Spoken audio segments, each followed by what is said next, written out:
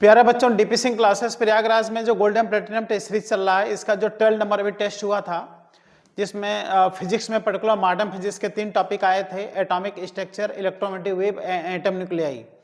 तो उसमें 45 क्वेश्चन में 2 वीडियो में हमने 30 क्वेश्चन सॉल्व करा दिया था, 15 क्वेश्चन अभी और रह गए थे।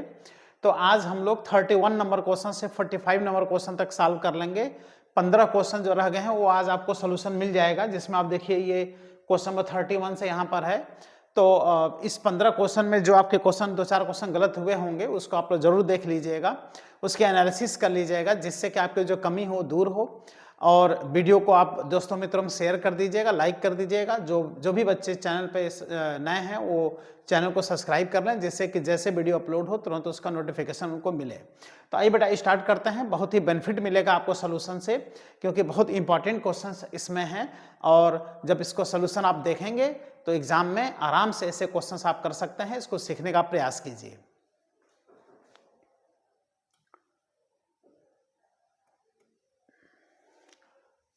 थर्टी 31 नंबर क्वेश्चन है ये, question number 31। The ratio of the radii of nucleus aluminium 2713 XA52 is 3:5। देखो रेडियस का रेशियो दिया है, तो कह रहा है कि जो number of neutron in the nuclei of x, इसमें न्यूट्रॉन की संख्या कितनी है। तो एक्स में 52 इसका जेड एटॉमिक नंबर है और ए इसका मास नंबर है। अगर मास नंबर पता चल जाए तो हम जेड अगर माइनस कर दें तो इसका नंबर ऑफ न्यूट्रॉन का वैल्यू पता चल जाएगा। इसके लिए ए का वैल्यू फाइंड करने के लिए न्यूक्लियस के रेडियस का फॉर्मूला अप्लाई करना पड़ेगा। न्यूक्लियस का जो रेडियस होता है R is equal to constant R0 into mass number A power 1/3 होता है। तो यहाँ से अगर हम रेशियो ले लें, है ना, एल्युमिनियम का रेडियाई अपान जो अननोन एलिमेंट x है उसका रेडियाई इज इक्वल टू, ये आ जाएगा A1 अपान A2 पावर 1/3। अब यहां पर हम रेशियो देखो, दोनों का रेशियो दे दिया है 3:5।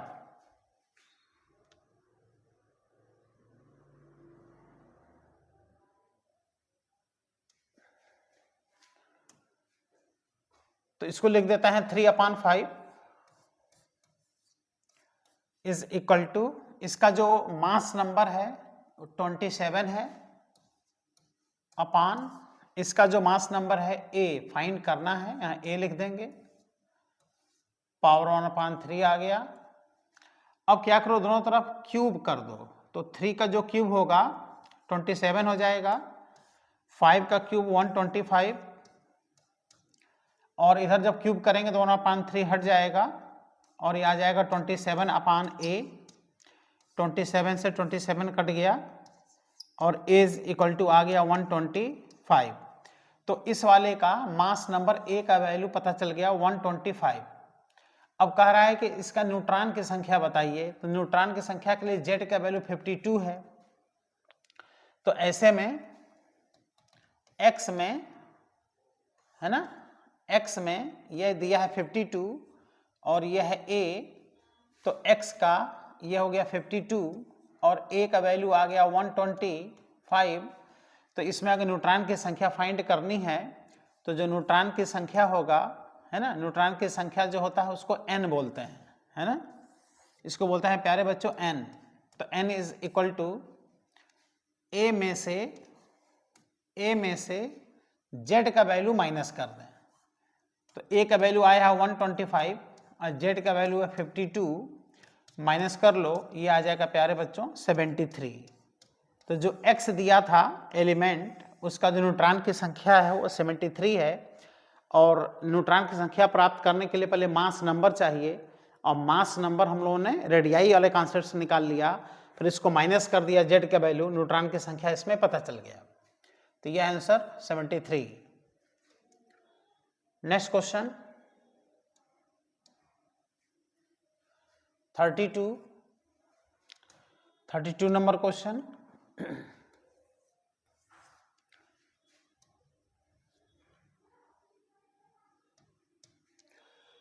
The total energy of electron in atom in orbit is -3.4 electron volt.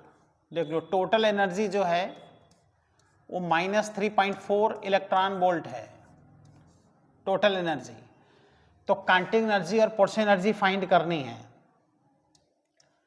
तो प्यारे बच्चों, जो काइनेटिक एनर्जी होता है सबको पता है, अगर टोटल एनर्जी के आगे माइनस लगा दो तो काइनेटिक एनर्जी आ जाता है।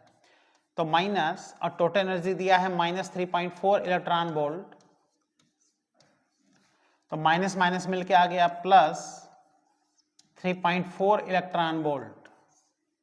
तो इस तरह से काइनेटिक एनर्जी आ गया +3.4 इलेक्ट्रॉन वोल्ट। और फिर अब कह रहा है पोटेंशियल एनर्जी। तो kinetic energy is equal to होता है minus kinetic energy is equal to होता है पोटेंशियल एनर्जी अपॉन 2। तो यहां से potential energy is equal to -2 times of kinetic energy. और काइनेटिक एनर्जी का वैल्यू यहां पर आया है तो -2 और काइनेटिक एनर्जी का वैल्यू है 3.4 इलेक्ट्रॉन वोल्ट। तो ये आ गया प्यारे बच्चों -6.8 electron volt. Potential energy negative में होता है तो देखो माइनस आ गया, और टोटल एनर्जी में बस माइनस साइन लगा दो तो वो क्या आ गया, काइनेटिक एनर्जी आ गया। तो ये वैल्यू देखो, काइनेटिक एनर्जी देखो दिया है यहाँ पर -3.4 और पोटेंशियल एनर्जी दिया है -6.8। तो ये आंसर आ गया। तो इसका आइडिया रहना चाहिए। तो इसका बेटा आप ट्रिक मन में रखिए कि जो टोटल एनर्जी होती है ये होता है minus kinetic energy is equal to half of potential energy is equal to minus ionisation energy. ये ट्रिक अगर याद है तो एक एनर्जी दे के अगर दूसरे एनर्जी पूछता है तो इस ट्रिक से बड़ा आसानी से आप क्या कर सकते हैं, सॉल्व कर सकते हैं। नेक्स्ट क्वेश्चन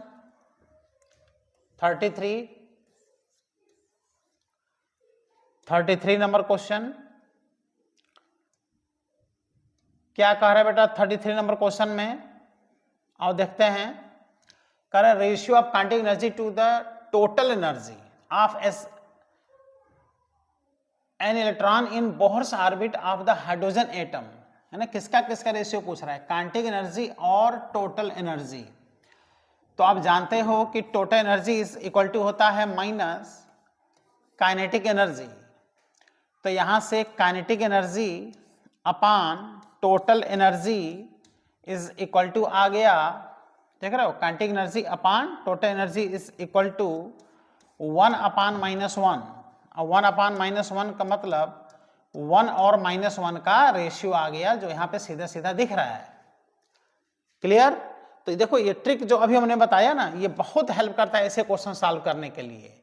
यहाँ देखो ट्रिक अभी हमने बताया है, देख रहे हो, काइनेटिक एनर्जी टोटल एनर्जी का नाम लिया है तो इससे आप रेशियो निकाल सकते हो। ओके।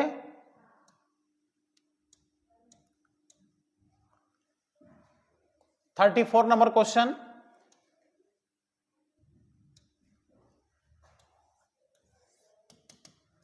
क्वेश्चन 34 में क्या कह रहा है,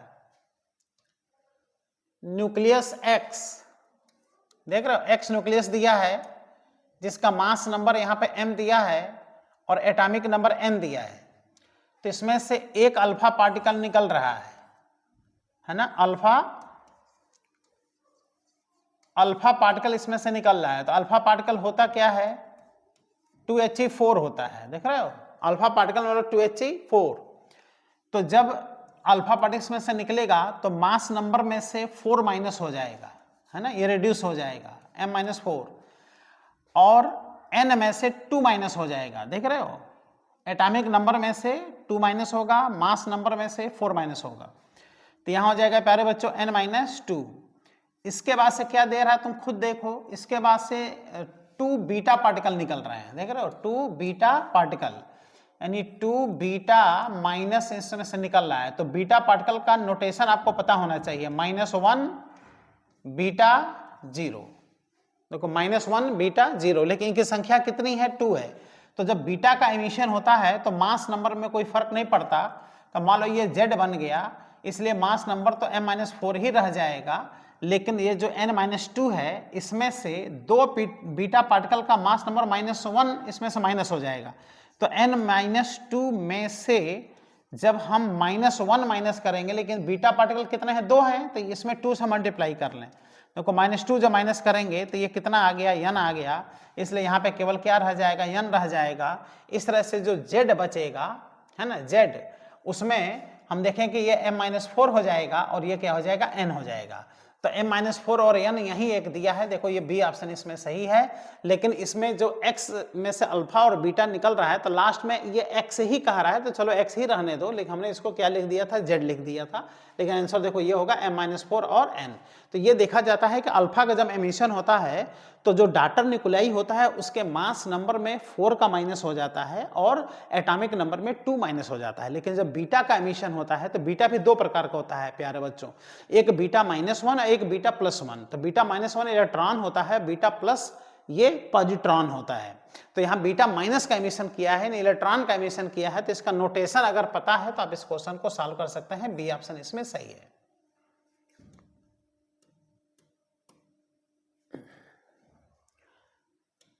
next question 35 number question, the wavelength of the first line of Lyman series for hydrogen atom is equal to that of the second line of Balmer series for hydrogen like atom, the atomic number z। मतलब उस hydrogen like atom का atomic number पूछ रहे हैं, first line of Lyman series and second line of Balmer series. तो अब इसके लिए स्पेक्ट्रम बताया गया था, आप देख लो। लाइमन सीरीज का पहले लाइन के लिए हम n=1 की बात कर लेंगे और n=2 की बात कर लेंगे।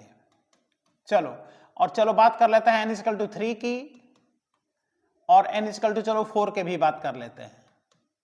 ओके, अब आप ये देख रहे हो कि लाइमन सीरीज का फर्स्ट लाइन की बात किया है, तो लाइमन सीरीज का पहला लाइन देखो ये होगा, इसका वेवलेंथ कितना प्रोड्यूस हो रहा है, लैम्डा। और बामर सीरीज का सेकंड लाइन, तो बामर सीरीज का ये पहला लाइन है और बामर सीरीज का प्यारे बच्चों ये सेकंड लाइन है, देख लो। यानी n=4 से जब n=2 में आता है तभी तो बामर सीरीज होता है, लेकिन अगर n=3 से n=2 में आएगा तो बामर सीरीज का पहला लाइन होगा, लेकिन जब 4 से 2 में आएगा तो बामर सीरीज का दूसरा लाइन होगा। तो इसका भी जो वेवलेंथ है वो लैम्डा है, लेकिन ये प्यारे बच्चों हाइड्रोजन एटम के लिए है और ये हाइड्रोजन लाइक एटम के लिए है। तो इसका z का वैल्यू z का वैल्यू क्या करना है, फाइंड करना है, और दोनों का वेवलेंथ क्या है, सेम है। तो अगर हम फर्स्ट लाइन ऑफ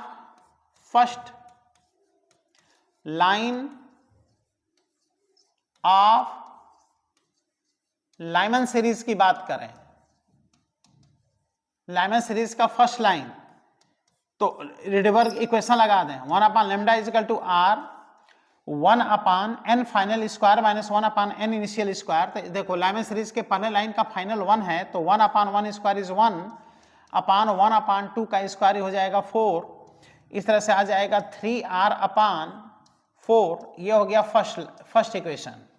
देखिए इसके बाद से ये बात कर रहा है सेकंड इक्वेशन का, तो सेकंड इक्वेशन हम लोग क्या देखें, सेकंड इक्वेशन में ये कह रहा है कि बामर सीरीज, ये देखो ये बामर सीरीज है और ये क्या है, लाइमन सीरीज है। तो बामर सीरीज का सेकंड लाइन n=4 से n=2 में आएगा, तो यहाँ का भी वेवलेंथ कह रहा है उतना ही जनरेट हो रहा है। तो देखो 1/λ यहाँ पे r लिख दो, लेकिन ये चूंकि हाइड्रोजन लाइक एटम है यहाँ पे z² यूज होगा, है ना। और ये हो जाएगा प्यारे बच्चों 1/n फाइनल स्क्वायर यानी 1/2 का स्क्वायर, 1/2 का स्क्वायर हो जाएगा 1/4 माइनस 1/n इनिशियल का स्क्वायर यानी 4 का स्क्वायर कितना हो जाएगा 16। तो यहाँ से आ जाएगा 1/λ = RZ², और यहाँ से एलसीएम आ जाएगा 4 × 16, तो यहाँ से बच जाएगा 16 - 4, है ना। तो यहाँ से आ जाएगा 1/λ² = R × Z², और यहाँ से आ गया 12/4 × 16, ये आ गया सेकंड इक्वेशन। और कह रहा है कि लाइमन सीरीज के पहले लाइन का जो वेवलेंथ है लैम्डा, वही बामर सीरीज के सेकंड लाइन का वेवलेंथ लैम्डा है, यानी दोनों का लैम्डा बराबर है। तो फर्स्ट इक्वेशन को सेकंड इक्वेशन के बराबर कर दो, क्वेश्चन क्या हो जाएगा सॉल्व, क्योंकि हम लोगों को तो z का वैल्यू चाहिए। इसलिए प्यारे बच्चों फर्स्ट इक्वेशन को हम किसके बराबर कर दे रहे हैं, सेकंड इक्वेशन के बराबर कर दे रहे हैं। तो फर्स्ट इक्वेशन को जब सेकंड इक्वेशन के बराबर करेंगे तो ऐसे में क्या कहानी डेवलप होगा, आप आइए देख लीजिए। पहला इक्वेशन है कितना 3R/4, तो पहला इक्वेशन 3R/4 है, तो यहाँ आप लिख दीजिए 3R/4 is equal to second equation आप देख लीजिए क्या है, सेकंड इक्वेशन है RZ² × 12/4 × 16। तो यहाँ लिख दीजिए प्यारे बच्चों RZ² × 12/4 × 16। तो तो यहाँ से देख लो R से R क्या हो गया, कट गया, 4 से 4 भी यहाँ से कट गया, और 3 इज इक्वल टू यहाँ से आ गया जेड स्क्वायर इंटू 12/16, है ना। 3 से ये कट करके प्यारे बच्चों 4 आ जाएगा, 4 से 16 कट करके 4 आ जाएगा, और इस तरह से जेड का स्क्वायर इज इक्वल टू 4 आ जाएगा। तो यहाँ से अगर देखा जाए तो जेड इक्वल टू कितना आ गया, 2 आ गया। इसका जो हाइड्रोजन लाइक एटम है उसका जो एटॉमिक नंबर है वो कितना है, 2 है। तो यहाँ पे क्या करना था, रिडबर्ग इक्वेशन अप्लाई करके और लाइमन सीरीज का पहला लाइन और बामर सीरीज के सेकंड लाइन का वेवलेंथ बराबर कर देना था। लेकिन लाइमन सीरीज वाला हाइड्रोजन एटम है और बामर सीरीज वाला हाइड्रोजन लाइक एटम है, ये क्वेश्चन में दिया है, इसलिए हमने दूसरे इक्वेशन में जेड यूज कर लिया, पहले क्वेश्चन में जेड का वैल्यू 1 रख दिया।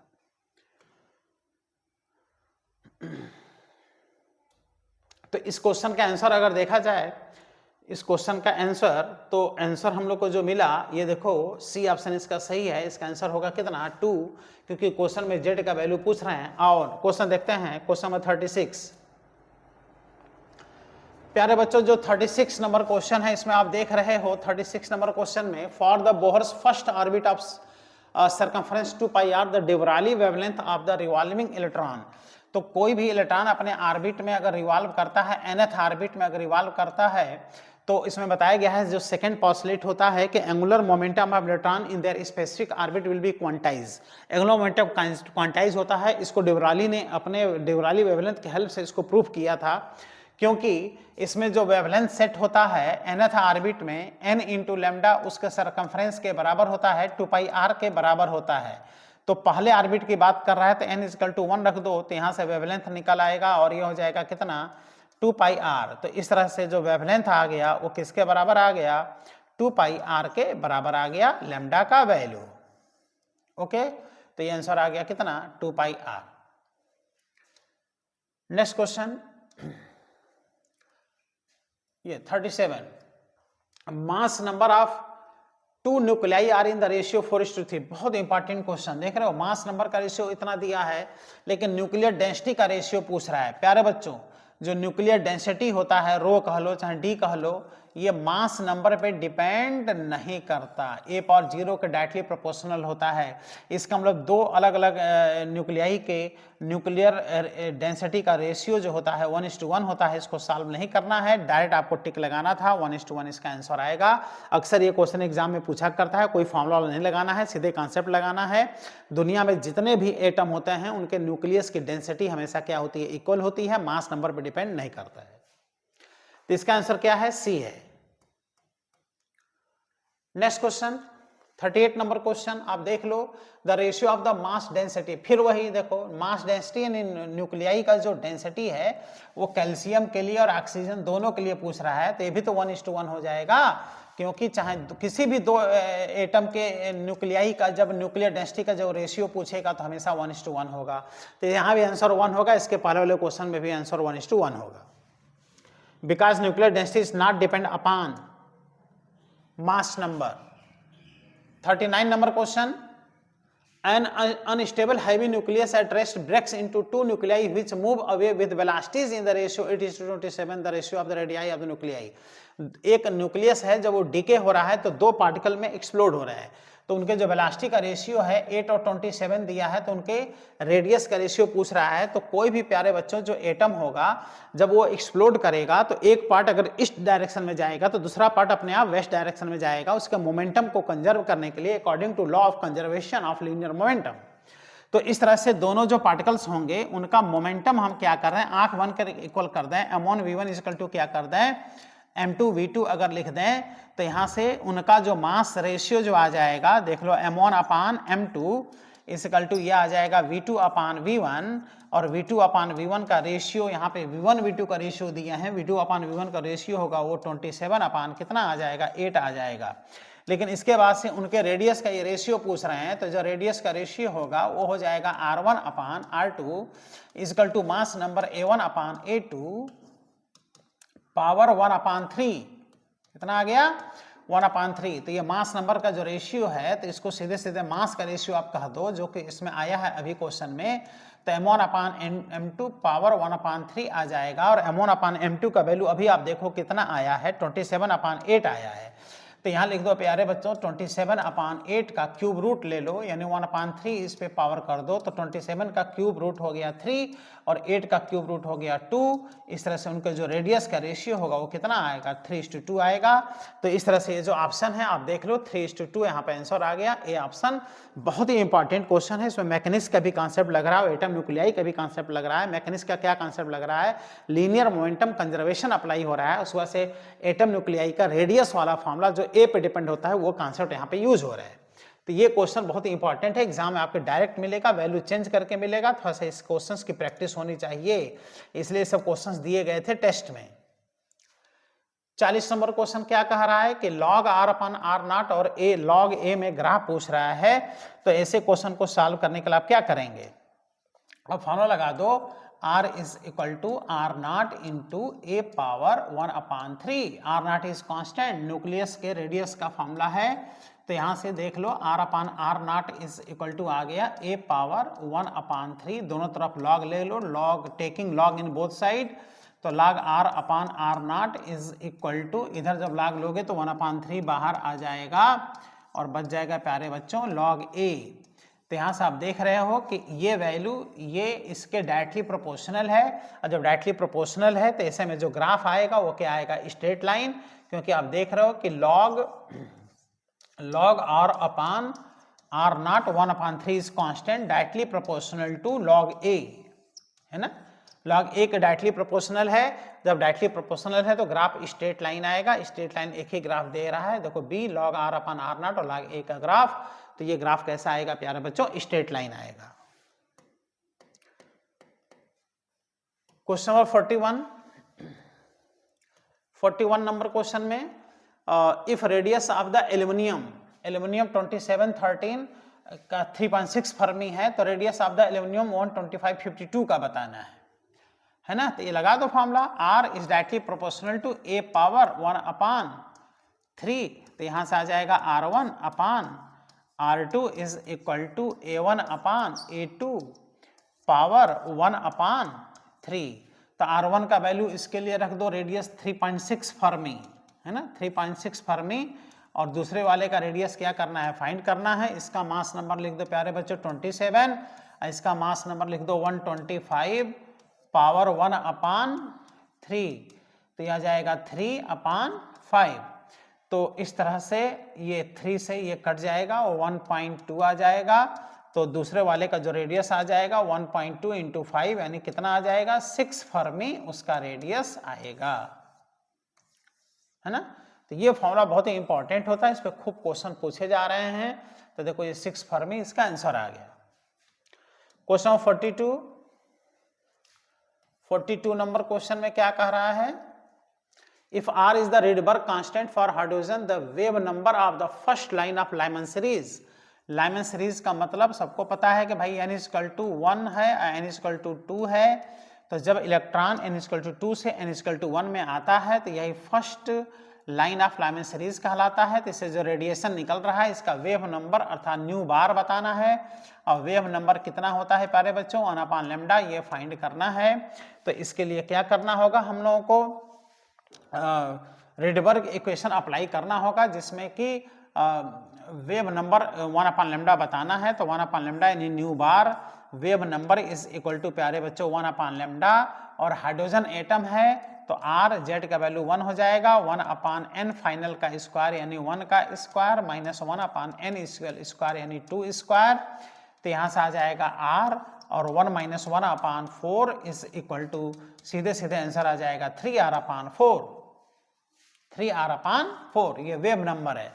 देखो वेवलेंथ पूछेगा तो लैम्डा फाइंड करना चाहिए, लेकिन जब वेव नंबर पूछेगा तो 1/λ फाइंड करना चाहिए, ये ध्यान देना चाहिए।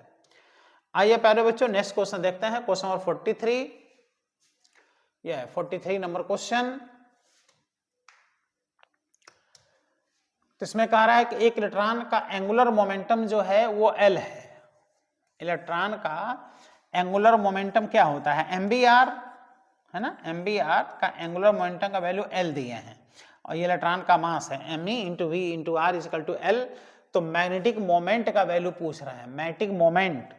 तो प्यारे बच्चों जो मैग्नेटिक मोमेंट होता है इसका फॉर्मूला आपको पता होना चाहिए, है ना। मैग्नेटिक मोमेंट को म्यू से इंडिकेट करते हैं। मैग्नेटिक मोमेंट, इलेक्ट्रॉन अपने ऑर्बिट में रिवॉल्व कर रहा है तो कन्वेंशनल करंट बनाएगा। तो मैग्नेटिक जो मोमेंट का फॉर्मूला होता है वो होता है NAI। NAI बहुत इंपॉर्टेंट फॉर्मूला है, अगर NAI भूल जाए तो नाई को याद करो। मैग्नेटिक मोमेंट होता है प्यारे बच्चों नाई, NAI। N है नंबर ऑफ टर्न्स, तो एक टर्न होगा, एरिया उसका पाई आर स्क्वायर हो जाएगा, जिस ऑर्बिट में इलेक्ट्रॉन रिवॉल्व कर रहा है, इंटू करंट आ जाएगा। तो यहाँ से आ जाएगा पाई आर स्क्वायर, और करंट होता है इलेक्ट्रॉन का charge upon time of period. तो यहाँ से आ जाएगा पाई आर स्क्वायर इंटू ई, और टाइम पीरियड सबको पता है कि एक रेवोल्यूशन में जो डिस्टेंस चलेगा वो कितना चलेगा, 2 पाई आर अपॉन स्पीड। तो स्पीड आ गया न्यूमरेटर में, यहाँ से देखा जाए तो पाई से पाई कट गया, तो इस तरह से आ गया E into v into r square upon 2R। देखा जाए तो एक R से एक R भी कट गया। तो इस तरह से जो मैग्नेटिक मोमेंट का वैल्यू यहाँ पर आ रहा है, मैग्नेटिक मोमेंट का वैल्यू ये आ रहा है E into v into r upon कितना 2। बट हमको एंगुलर मोमेंटम के टर्म में आंसर देना है, इसलिए मास से मल्टीप्लाई कर दें, ME into v, ME into यहाँ पे क्या हो जाएगा V इंटू आर, मास से मल्टीप्लाई कर दिया, E पहले से है, अपॉन 2 ME आ गया। इस तरह से जो मैग्नेटिक मोमेंट का वैल्यू म्यू आ गया, तो MBR को आप L कह दो, तो E into L upon 2 ME, ये आ गया मैग्नेटिक मोमेंट। मैग्नेटिक मोमेंट होता कहाँ पर है? मैग्नेटिक मोमेंट वहाँ होता है जहाँ पर इलेक्ट्रॉन मूव करे, है ना, कोई भी चार्ज मूव करे तो करंट बनेगा, और जो करंट करिंग लूप होता है उसमें मैग्नेटिक मोमेंट जनरेट होता है, south pole north pole generate होता है। Magnetic moment is a vector quantity, magnetic moment का डायरेक्शन हमेशा साउथ पोल से नॉर्थ पोल की तरफ होता है ना, इसी को मैग्नेटिक डाइपोल मोमेंट भी कहा जाता है। तो इसी पे बेस्ड एक क्वेश्चन था, एंगुलर मोमेंटम के टर्म में क्या करना था, आंसर देना था। एंगुलर मोमेंटम का वैल्यू L दिया है, तो इस फॉर्म में इसका आंसर देना था। नाउ नेक्स्ट क्वेश्चन देखते हैं, 44 नंबर क्वेश्चन। अच्छा, 44 नंबर क्वेश्चन में क्या कह रहा है कि इसमें आप देख रहे हो कि x में से क्या निकले कि b बन जाए, b में से क्या एमिशन हो कि c बन जाए, c में से क्या एमिशन हो तो d बन जाए। तो ऑप्शन के हिसाब से भी आंसर को पकड़ना बड़ा आसान हो जाता है। तो आप देख रहे हो कि यहाँ पर बस z का वेरिएशन दिखा रहा है, a का कोई इंफॉर्मेशन नहीं दिया है, लेकिन z में से 1 यहाँ माइनस हो गया है। तो अगर हीलियम का एमिशन होता तो 2 माइनस होता, और बीटा माइनस का एमिशन होता तो उसमें बेटा 1 ऐड होता है, माइनस नहीं होता है। तो क्लियर हो गया कि यहाँ Z में से 1 माइनस हुआ है, मतलब यहाँ पे बीटा प्लस का एमिशन हुआ है। तो सबसे पहले बीटा प्लस का एमिशन होगा, तो यहाँ बीटा प्लस पहले नहीं दिया है, यहाँ भी नहीं दिया है, भी कट गया, यहाँ भी नहीं दिया, भी कट गया, और डियर सीधे आंसर देखो मिल गया, देखो बीटा प्लस। इसके वजह से अल्फा का एमिशन होगा, देख लो, जब अल्फा का एमिशन होगा तो अल्फा का मतलब 2He4, तो Z -1 में से 2 माइनस होकर Z-3 आ गया, और उसके बाद से बीटा माइनस का एमिशन हो रहा है तो 1 आकर के ऐड हो गया, तो 1 आकर ऐड हो गया तो कितना आ गया, Z-2 हो गया।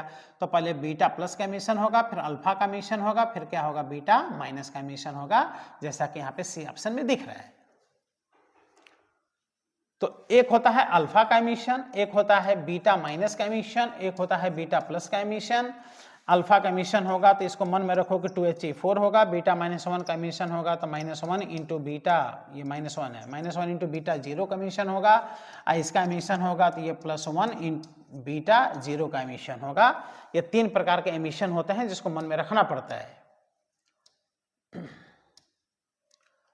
45 नंबर क्वेश्चन आप देख लीजिए कि सोडियम X बन रहा है, एक E+ का एमिशन हो रहा है, देख रहे हो, और यहाँ भी आइडिया रहना चाहिए।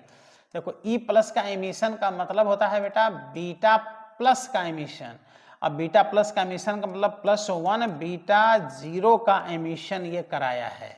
तो ऐसे में A में कोई फर्क नहीं पड़ेगा, लेकिन Z में से 1 माइनस हो जाएगा। तो यहाँ से जो सोडियम है ये एक ऐसा क्वांटिटी बनेगा जिसमें कि 22 का तो 22 रह जाएगा, लेकिन 11 में से 1 माइनस होकर के कितना आ जाएगा, 10 आ जाएगा। अब आप ढूंढ लो कि 22 और 10, 22 10 ये भी नहीं है, ये भी नहीं है, 22 और 10 ये भी नहीं है, 22 और 10 मिल गया, नियान बनेगा, है ना। तो यहाँ देख रहे हो E+ का एमिशन कराया है, देखो बीटा माइनस को E- भी कहा जाता है, बीटा प्लस को E+ भी कहा जाता है, और अल्फा को क्या कहा जाता है, 2He4 कहा जाता है। तो ये आपको आइडिया रहना चाहिए, है ना।